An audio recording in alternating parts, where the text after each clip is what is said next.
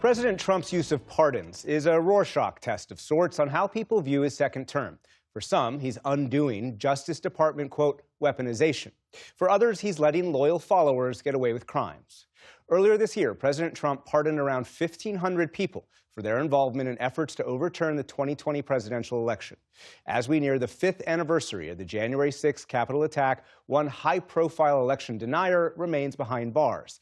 And as White House correspondent Liz Landers reports, there's little Trump can do to get former Colorado County Clerk Tina Peters out of prison.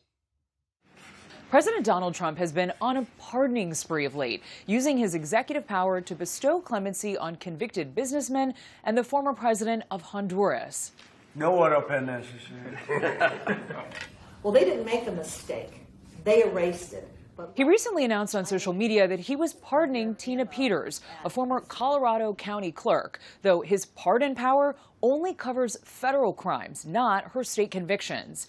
He wrote online the Democrats had, quote, been relentless in their targeting of her. She caught people cheating on an election, and they said she was cheating. She wasn't cheating. She may not be a household name, but Peters' case has become a rallying cry for MAGA and the president since her conviction last year. Tina Peters served as the Mesa County clerk administering elections in the Colorado community after being first elected in 2018. A Republican, Peters became a vocal election denier, questioning the 2020 results and the voting machines used to conduct them.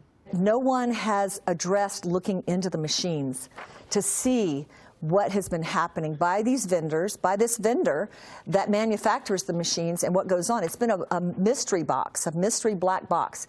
In 2021, Peters allowed someone associated with MyPillow CEO Mike Lindell to misuse a security card to gain access to the county election system and lied about his identity.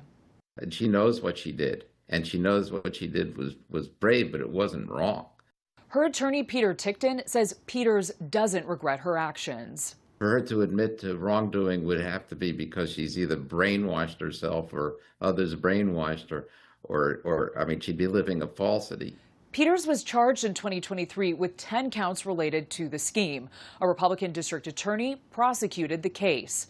She was convicted in summer of 2024 of 7 of those charges, 3 counts of attempting to influence a public servant, 1 count of conspiracy to commit criminal impersonation, first-degree official misconduct, violation of duty, and failing to comply with the Secretary of State.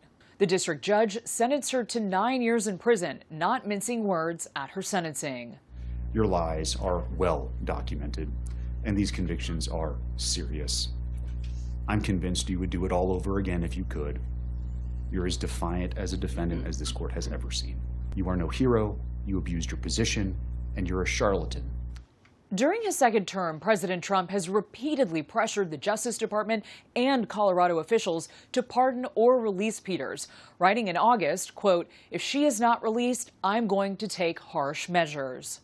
Democratic Colorado Secretary of State Jena Griswold spoke to PBS NewsHour about that pressure campaign. What happens with Trump is he tries to push the line, tries to push people pretending he has authority that he does not.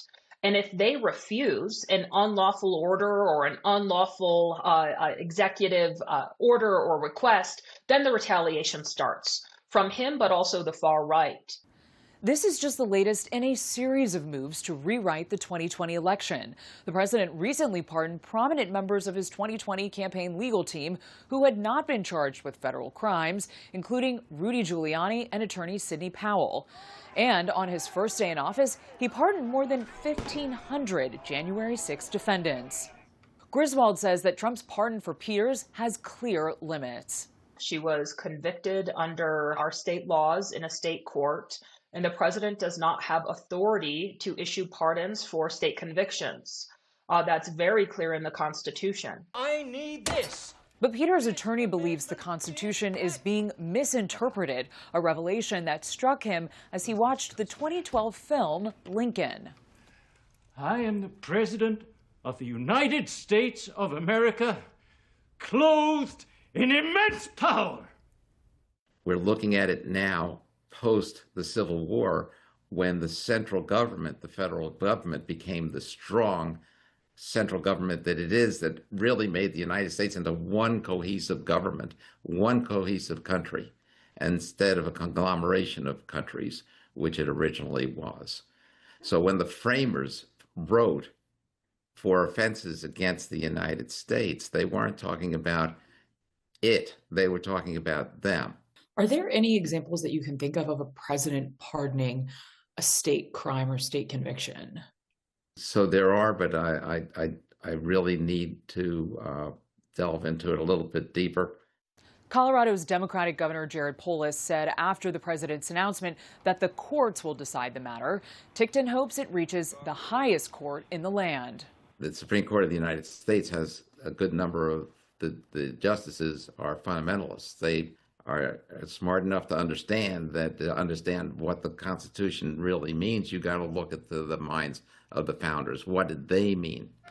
Griswold, though, argues the repercussions would be felt far and wide if Peters walks free. It would set the precedent that people can attack our elections and potentially disenfranchise Americans without any type of consequences. It would also set the precedent that if people break the law and are friends with Donald Trump, they won't face consequences. That's a direct assault to the rule of law in this country, and it just cannot stand. For the PBS NewsHour, I'm Liz Landers.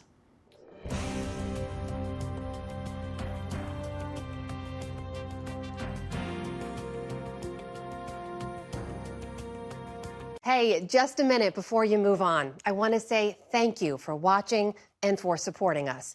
It's you, all of our viewers, our readers, and our listeners who make everything that we do possible. So thank you from everyone here at PBS News. Support journalism you trust. Support PBS News. Donate now, or even better, start a monthly contribution today.